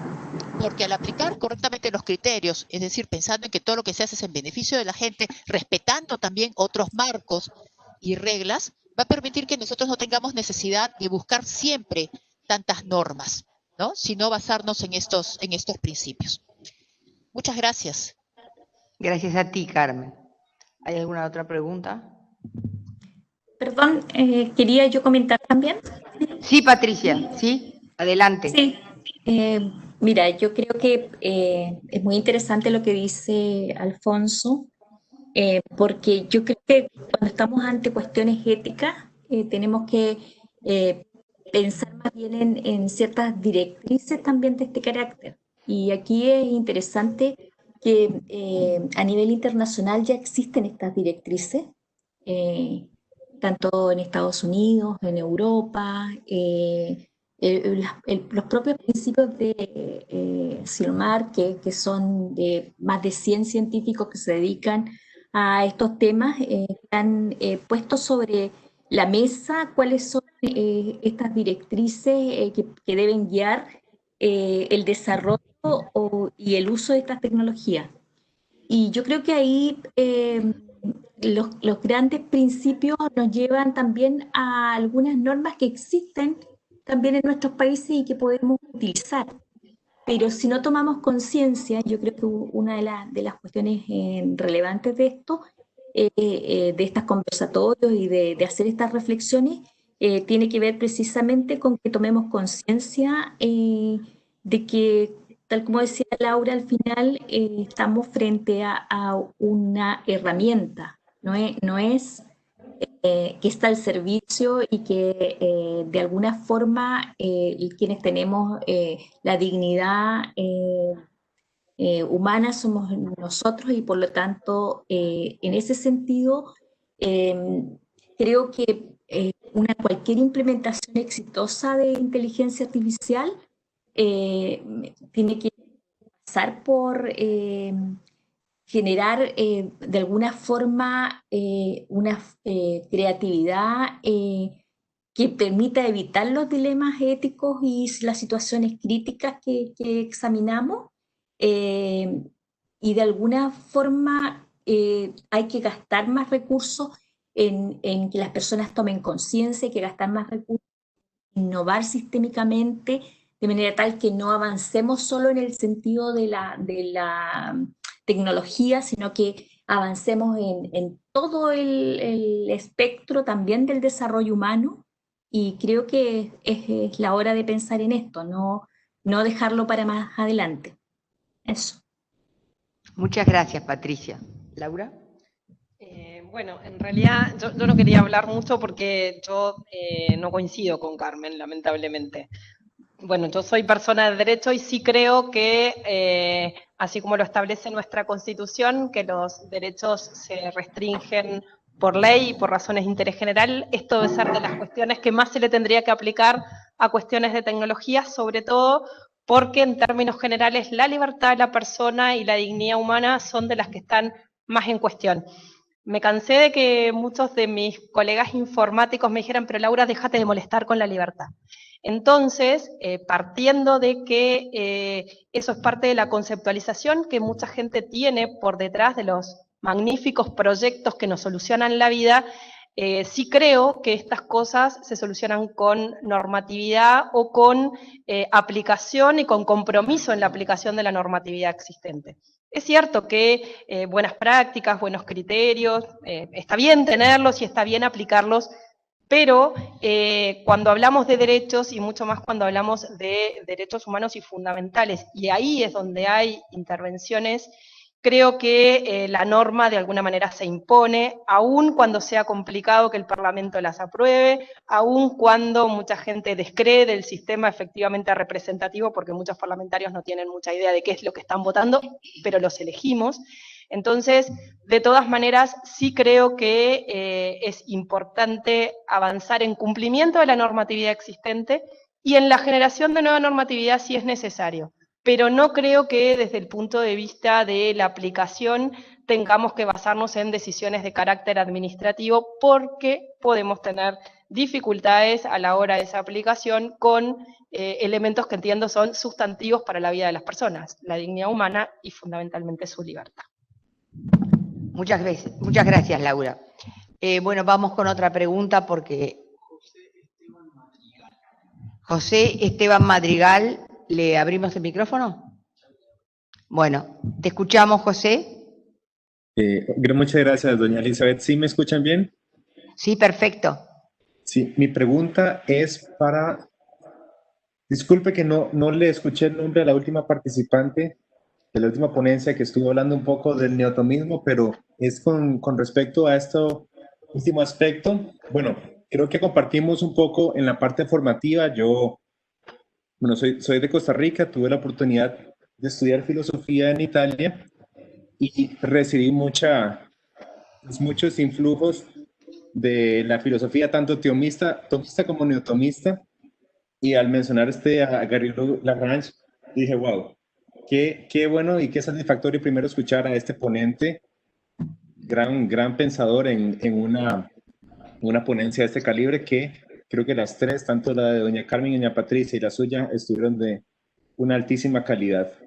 La pregunta es con respecto al aspecto ético dirigido en cuanto a las políticas públicas de frente a esto último que usted acaba de tocar, la dignidad y la libertad de las personas, que son temas que inclusive hacia nosotros, como seres humanos, entramos ahí en un conflicto. ¿Y cuánto más va a entrar esto en un conflicto de frente a la inteligencia artificial, que va a estar basada en parámetros, en algoritmos programados, pero que no puede generar este discernimiento que nosotros, por nuestra capacidad humana racional, podemos hacer? Entonces, ¿qué medidas o recomendaciones, primero a nivel jurídico, personal, y también como que deberán tomar las asociaciones de abogados en los países, deberían plantearse para responder a sus dilemas éticos en el futuro? Gracias. José, la pregunta es para la doctora Laura Navetian. Muchas gracias, doña Elizabeth. Bueno, yo creo que la base de la política pública es precisamente la persona. Entonces, si nosotros partimos de que la política pública tiene que tener como lineamiento de base el respeto a la dignidad de la persona, el respeto a la libertad de la persona, a partir de ahí, todo, si está bien desarrollado, va a ir en la línea de lo que estábamos conversando vinculado a la centralidad. ¿Qué tipo de lineamientos deberían tomarse? Habría que pensar en función precisamente de qué política pública estamos determinando, pero siempre el norte tiene que ser precisamente esa libertad, esa dignidad de la persona, y analizar cuáles son las consideraciones normativas que nuestras constituciones tienen establecidas y cuáles son los principios generales que nosotros entendemos o que nuestras sociedades han entendido que son los que rigen la actuación de los poderes públicos. Además, y en una afirmación que a mí me gusta mucho, el profesor Del Piazzo siempre dice: administrar es servir, y si la administración no sirve, no sirve, en una suerte de juego de palabras. Bueno, esto es lo que tiene que estar también arriba de la mesa a la hora de la constitución de una política pública. ¿Y cuáles son los marcos éticos? Bueno, partiendo de lo que estábamos diciendo, el primer marco ético que tenemos que considerar, la centralidad de la persona con todo esto que ella significa. Muchas gracias, Laura. Muchas gracias a la Carmen, Patricia, y también gracias a los participantes por las preguntas que han hecho. Buenas noches, Guillermo. Veo que entraste a la jornada. Un gusto tenerte acá con nosotros. Ahora yo le voy a dejar mi lugar a la escribana Anita Mergel, que va a tener el gusto de presentar al doctor Carlos del Piazzo. Muchas gracias.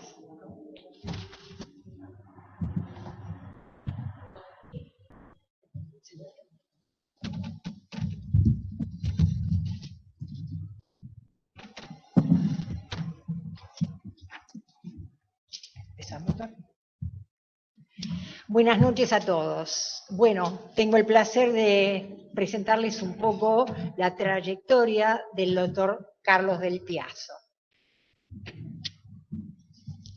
Doctor en Derecho y Ciencias Sociales por la Universidad Mayor de la República Oriental del Uruguay.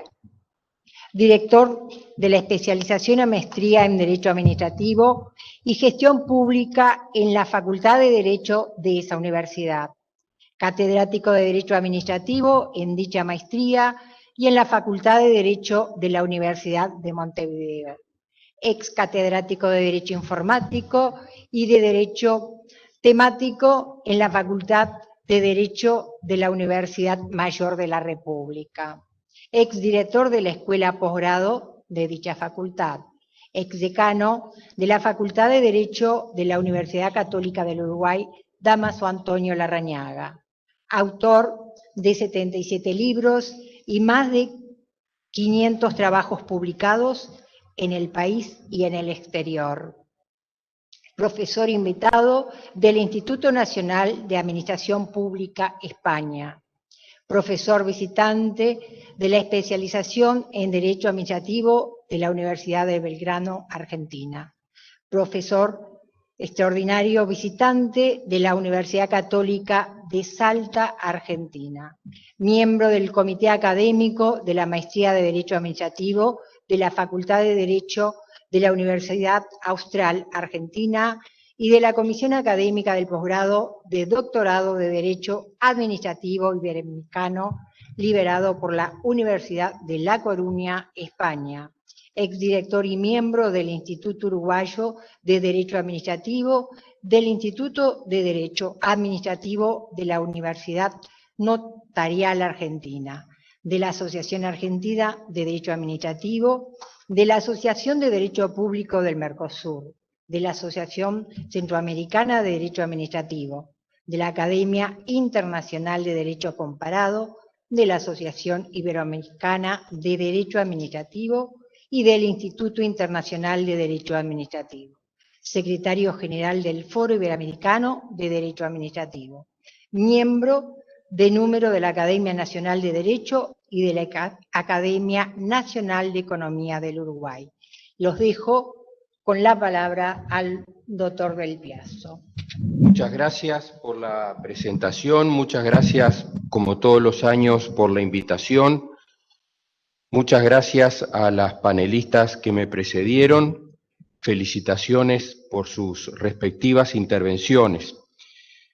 Voy a ser lo más breve posible y en buena medida esto lo voy a poder concretar porque se han dicho cosas muy importantes por parte de las tres panelistas. Y ciertamente una dificultad que tenemos desde el punto de partida cuando hablamos de la inteligencia artificial y cuando nos planteamos su enfoque desde el punto de vista ético como está planteado, es una cuestión de lenguaje y de denominación de las cosas. Diría con carácter más general que es un problema de todas las ciencias. Tenemos que nombrar a las cosas, ponernos de acuerdo a esa denominación porque las personas nos comunicamos a través de la palabra y entonces es importantísimo que esa denominación que le damos a las cosas traduzcan algo en lo que todos nos podamos estar entendiendo. Ciertamente el advenimiento de las nuevas tecnologías y la rapidez con que las mismas se han desarrollado nos han planteado un verdadero problema de denominación. Incluso muchas veces desde el español traducimos expresiones de otros idiomas, las españolizamos y las españolizamos mal.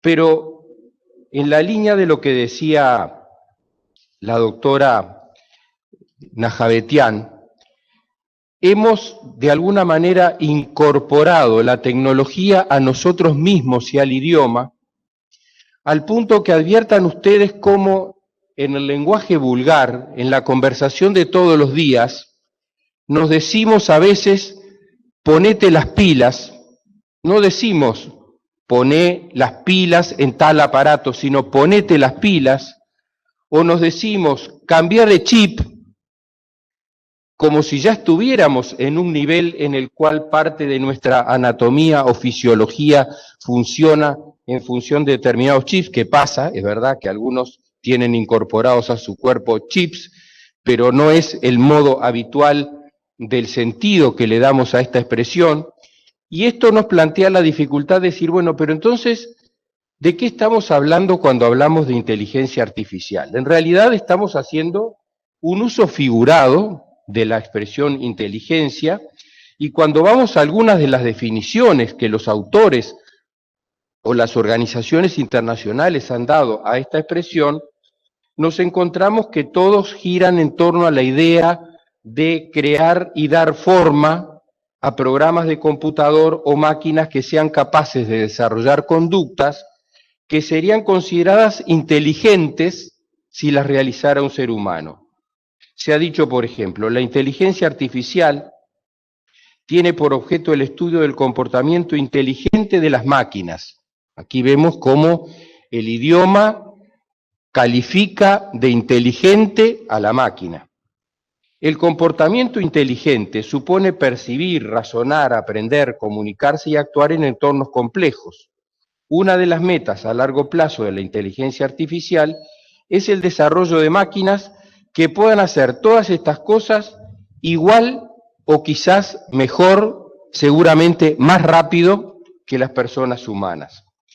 Desde el punto de vista jurídico, tenemos experiencias de aplicación de inteligencia artificial muy claramente en el ámbito de la función administrativa, también, pero menos en el ámbito de la función jurisdiccional, y muchas veces, sobre todo en este último campo, comparamos esa inteligencia artificial como producto de un razonamiento, y entonces comparamos el razonamiento humano con lo que, para no repetir palabras, podríamos llamar el razonamiento cibernético.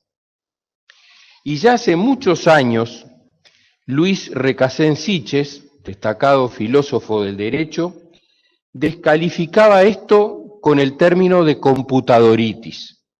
Es que mientras el razonamiento jurídico posee una estructura compleja en la que siempre es posible reconocer elementos de carácter lógico formal, pero también de tipo dialéctico o axiológico, el denominado razonamiento cibernético es necesariamente y siempre de carácter unívoco, respondiendo a un funcionamiento a las reglas del sistema binario y del método analógico, integrándose plenamente a los esquemas de la lógica formal.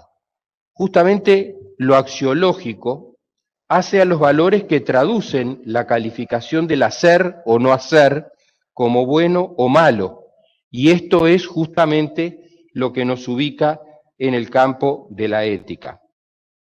Al presente, son muchos los que piensan que la ciencia y la tecnología tienen la respuesta para todos los problemas de hoy. Es más, por ejemplo, Yuval Harari, autor de Moda, atractivo en el modo en el que escribe, dice: muchos programadores sueñan con crear un programa que pueda aprender y que evolucione de manera completamente independiente de su creador, de modo que su creación sería libre para evolucionar en direcciones que ni siquiera su creador ni ningún otro ser humano podría prever. Es decir, estamos llegando desde este punto de vista o desde estas posturas, a singularizar de tal modo lo creado que no solamente se independiza del creador, sino que tiene potencialidad evolutiva propia y superior a la del creador. Llevado hasta sus últimas consecuencias, el razonamiento de Harari, él mismo lo hace, proclama la viabilidad del cyborg, el organismo cibernético, eternamente joven, que puede intercambiar pensamientos con otros seres cuyas capacidades para centrarse y recordar son 1000 veces superiores a las nuestras y que además nunca, esto lo dice él, nunca estará enfadado o triste. Y anuncia que el ritmo del desarrollo tecnológico nos va a conducir pronto a la sustitución del Homo sapiens. El Homo sapiens somos ustedes y yo, por seres completamente distintos, que no solo poseen un físico diferente, sino mundos cognitivos y emocionales también distintos. Desde otro enfoque que me gusta más que el de Harari, la Organización de las Naciones Unidas para la Alimentación y la Agricultura, la FAO, IBM, el gobierno italiano y la Academia Pontificia para la Vida firmaron el 28 de febrero de este año el llamamiento para la ética en el campo de la inteligencia artificial, conocido como Llamamiento de Roma, en el cual se propone promover un sentido de responsabilidad entre organizaciones e instituciones con el objetivo de asegurar un futuro en el que la innovación digital y el progreso tecnológico estén al servicio del genio y de la creatividad humana y no de su gradual sustitución. Este documento propone también en un juego de palabras lo que llama la algorética, de algoritmo y ética, para el desarrollo y utilización de la inteligencia artificial de acuerdo con 6 principios: transparencia, inclusión, responsabilidad, imparcialidad, fiabilidad y seguridad respetuosa de la privacidad, atributo inherente a la persona humana como consecuencia de su eminente dignidad a la que refirió Laura. Cuando nosotros miramos a esta realidad, ciertamente nos cuesta separar el campo de lo ético del campo de lo jurídico, sobre todo cuando lo hacemos desde el derecho, porque estamos muy acostumbrados a un enfoque positivista del derecho que procura encontrar todas las soluciones en la norma, por un lado. Y por otro lado, porque es una característica de nuestros días la juridización de la ética, sobre todo en el campo público. Frente al fenómeno lamentablemente tan desarrollado de la corrupción, se convierten en normas jurídicas, muchas veces con consecuencias negativas desde el punto de vista disciplinario, desde el punto de vista penal, reglas éticas. En buena medida, gran parte del derecho penal es tradicionalmente una respuesta de la sociedad a través de la ley a comportamientos que consideramos éticamente reprochables y que por eso la sociedad organizada en el Estado resuelve castigarlos.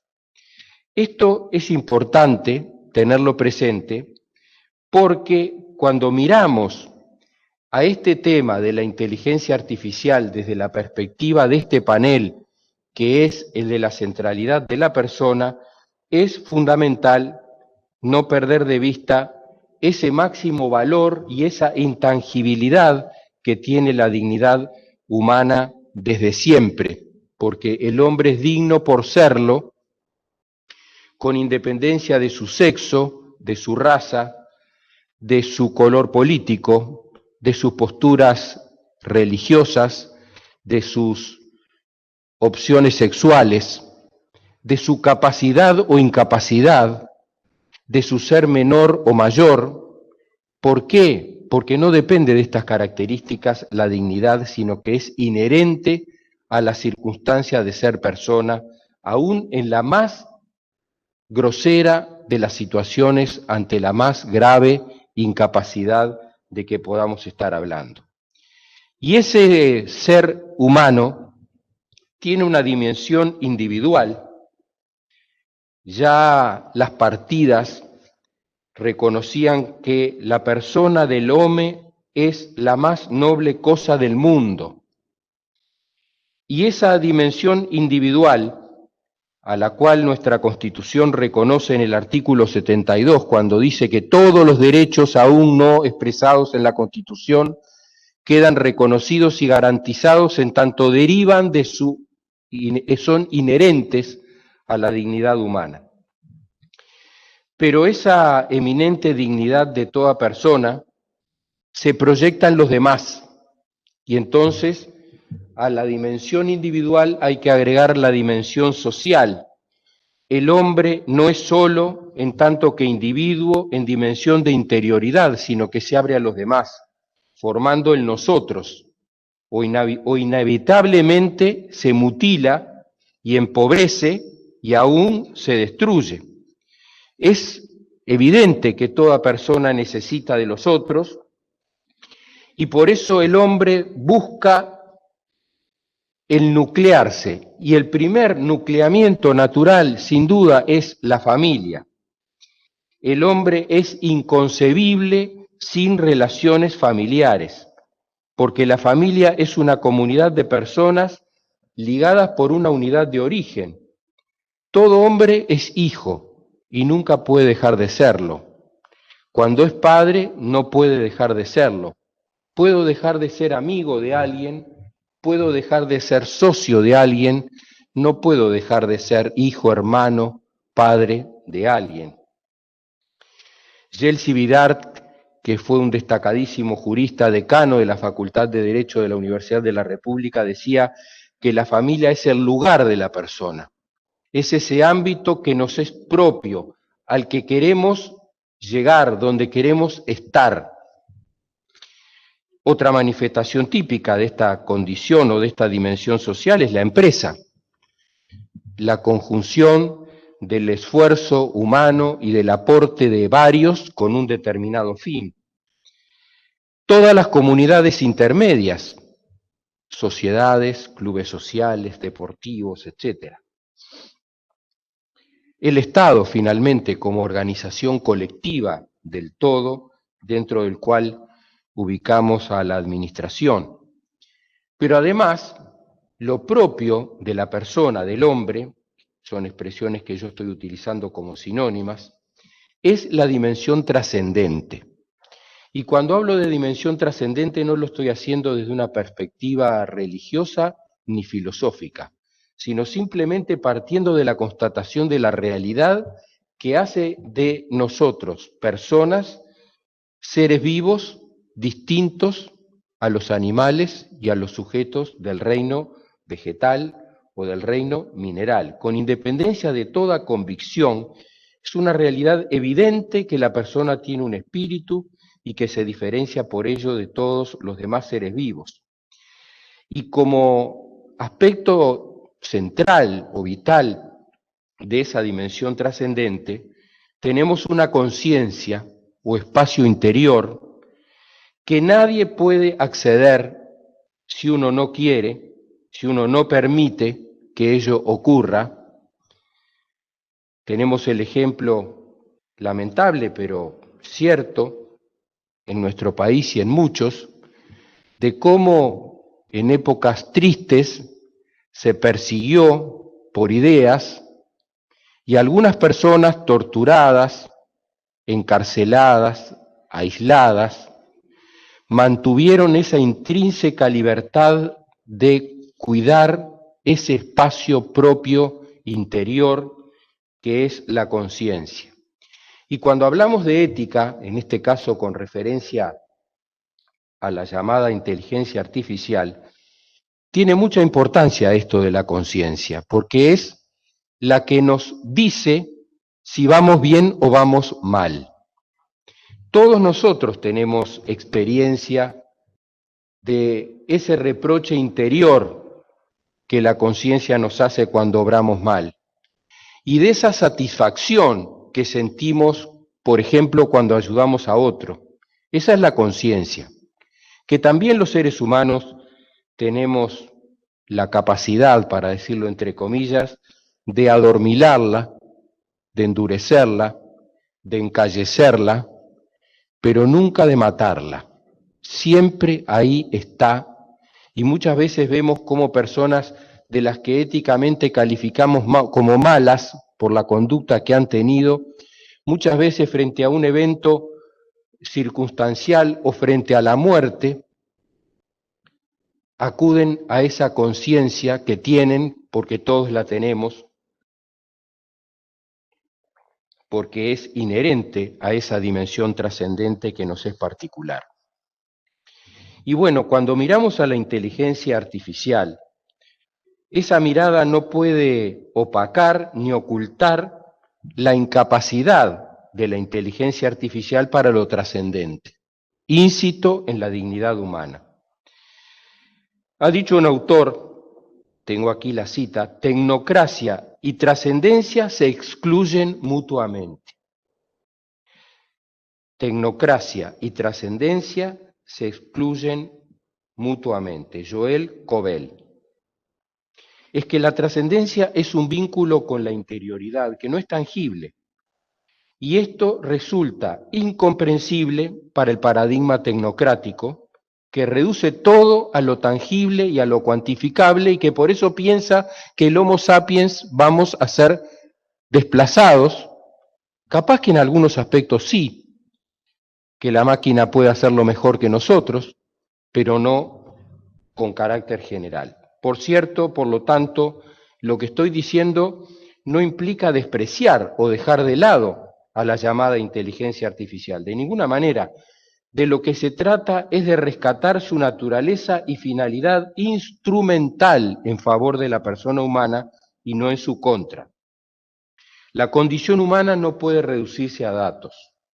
No podemos permitir que eso nos considere un conjunto de números o claves de acceso.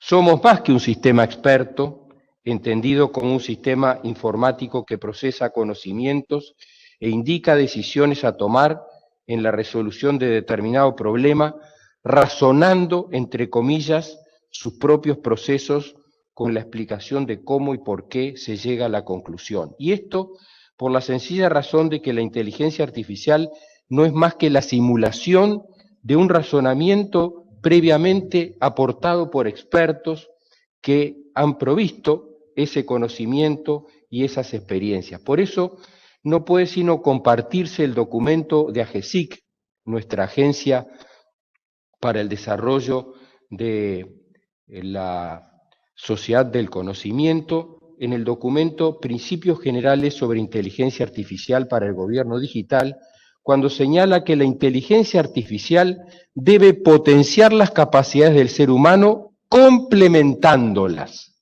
no sustituyéndolas. Y que la inteligencia artificial no debe ser un fin en sí misma, sino una herramienta. Por lo tanto, cuando miramos a esta realidad desde la ética, me parece poco útil esta expresión que se está poniendo de moda de la roboética, salvo que se quiera aludir al hurto de la ética. Pero en realidad la expresión está referida a la ética del robot. El robot no va a tener ninguna ética. Podrá proceder de modos que luego podamos calificar de buenos o malos, pero en definitiva, como carece de dimensión trascendente y de conciencia, no va a poder saber que está haciendo algo bien o mal, porque eso no le es propio, no le está permitido, no existe la manera de que ello pueda hacer. Otra vez vuelvo al documento de AGESIC sobre principios generales sobre inteligencia artificial para el gobierno digital. Aclaro, no tuve absolutamente nada que ver en la preparación de este documento que conocí con su publicación.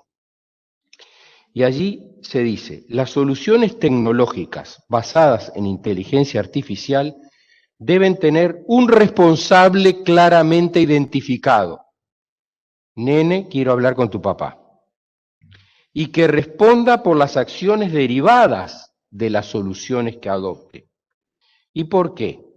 Porque cuando la aplicación y el desarrollo de soluciones basadas en inteligencia artificial presenten dilemas éticos, estos deben ser abordados y resueltos por seres humanos. Cierro comillas del documento de AGESIC. Por tanto, me parece que tenemos que reaccionar contra lo que algún autor llamó el sonambulismo tecnocrático y otros el espejismo tecno-utópico, conforme al cual parecería haberse instalado en el mundo de hoy la creencia de que la tecnología va a solucionar todos nuestros problemas del futuro, al igual que nos está facilitando ciertamente muchas de las actividades del presente. No creo que la inteligencia artificial, por ejemplo, logre nuestra inmortalidad,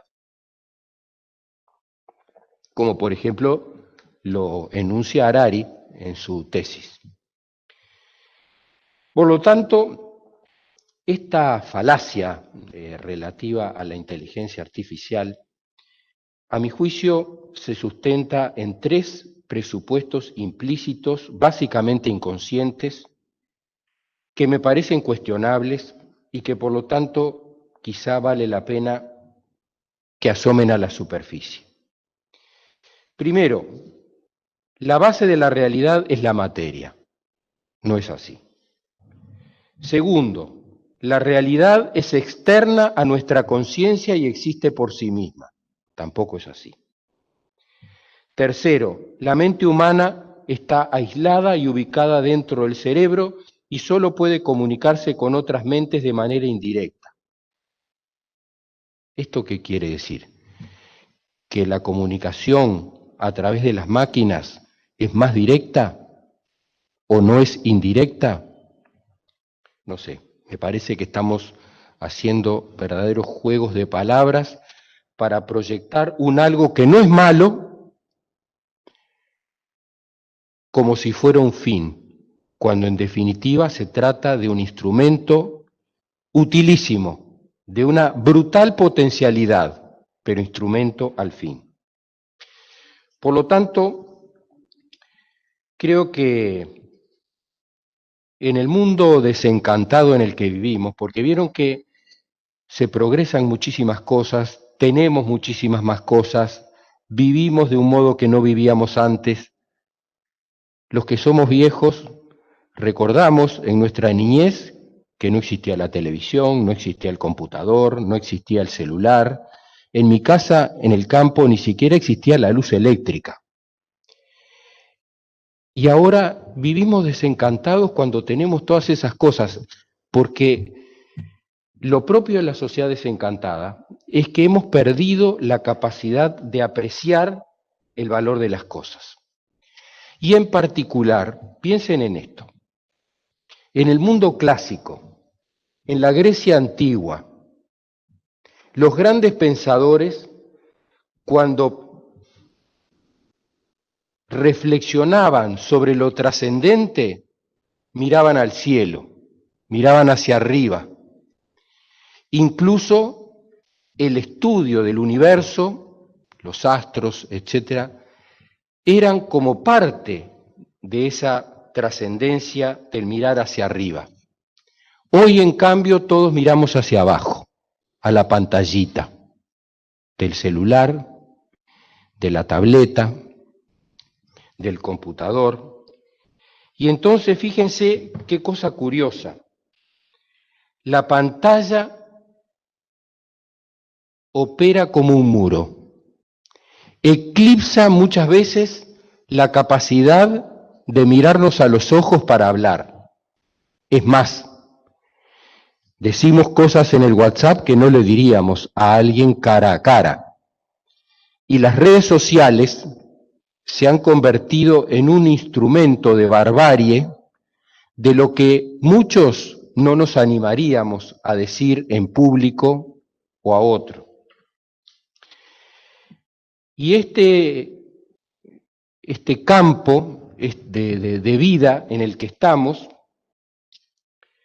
nos está haciendo perder de vista ese carácter instrumental de la máquina, que no es persona, y que muchas veces se convierte en un obstáculo más que en una ayuda o en un instrumento. Ahora con el tema de la pandemia es difícil ir a un restaurante. Todavía hay muchas limitaciones en esto, pero quizá ustedes hayan observado lo que yo he observado. Entrar en un restaurante, mirar todas las mesas llenas, cada uno con el celular y quizá hablando con el otro comensal de la misma mesa que está a 40 centímetros por el WhatsApp. O está en otra cosa. Entonces, ¿para qué se juntaron a comer? Si en definitiva cada uno está en lo propio y ese encuentro en la mesa común, que tradicionalmente fue el elemento del vínculo familiar, no solo de las costumbres italianas del domingo al mediodía la pasta. Resulta que ahora sí hay algo en común, comemos la pasta, pero nadie habla con nadie, todos están con la pantallita. Por lo tanto, y para terminar, podemos atribuir la expresión inteligencia como modo de designar a diversos aparatos, mientras nos resistamos a reconocerla donde verdaderamente está. Las máquinas no piensan ni entienden, sino que solo ejecutan. Pueden calcular prodigiosamente, pueden ganar una partida de ajedrez, pueden contestar preguntas difíciles, pero eso no es inteligencia. Y no es inteligencia porque no entienden lo que hacen. Por eso se impone reivindicar espacios para la reflexión desde la inteligencia natural para que adquiera verdadero sentido la inteligencia artificial. Muchas gracias.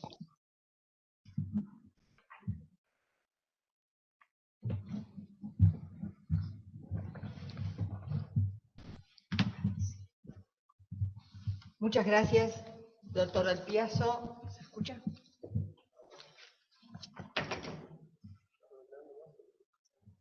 Muchas gracias, doctor Del Piazzo. Con mucho gusto. Ha sido un gusto escucharlo y creo que si bien estamos terminando un evento de tecnología y referente a una tecnología tan de punta, por decirlo de alguna manera, como es la inteligencia artificial, pienso que con lo que hemos escuchado tanto en el panel de Laura, Patricia y Carmen, como esta brillante conferencia, doctor Del Piazzo, como siempre, nos deberíamos llevar como reflexión ¿dónde está el ser humano hoy en esta sociedad tecnológica? Porque creo, como lo han dicho todos en el correr de la tarde de hoy, que la tecnología es solo una herramienta que nos puede ser muy útil, pero no podemos perder, como nos decía el doctor Del Piazzo, como nos lo decía la doctora Laura o Carmen o Patricia, esa esencia del ser humano, el podernos mirar a la cara, el seguir hablando unos con otros, el seguirnos conectando, pero conectándonos de persona a persona y no solo a través de estas maquinitas. Esta es una pequeña reflexión que les quería dejar en esta tarde. No sé, porque ya es tarde, si Guillermo querés decir algunas palabras para cerrar este evento. Bueno, nada, Elizabeth, lo mío es más que cortito. Agradecerle al doctor Del Piazzo por la capacidad que siempre para con nosotros. Escuchar es totalmente un lujo. Creo que ha sido la frutilla del postre de todo un día con oradores de primerísimo nivel. La verdad que cada año me siento más orgulloso de poder participar y estar presente en estos eventos que vos también estás organizando. Agradecerle, como siempre, por supuesto, a la Asociación de Escribanos por permitirnos usar su casa para estos eventos, y mandarles un fuerte abrazo y esperemos que el año que viene, ya alejados de toda esta cuarentena, esta pandemia, podamos encontrarnos, comernos un asado, charlar un poco, reírnos juntos y pensar que la inteligencia artificial la vamos a usar para ver cómo podemos hacer para reunirnos sin estas cuestiones de las distancias y superar cualquier tipo de cuarentena. Un abrazo grande, gracias a todos por estar allí y nada, como siempre, muchísimas gracias y orgulloso de pertenecer a la red EDI. Bueno, muchas gracias entonces a todos los participantes, a todos los que nos acompañan año a año, tanto como ponentes como participantes, y a los que nos han acompañado este año por primera vez. Buenas noches y hasta el año que viene.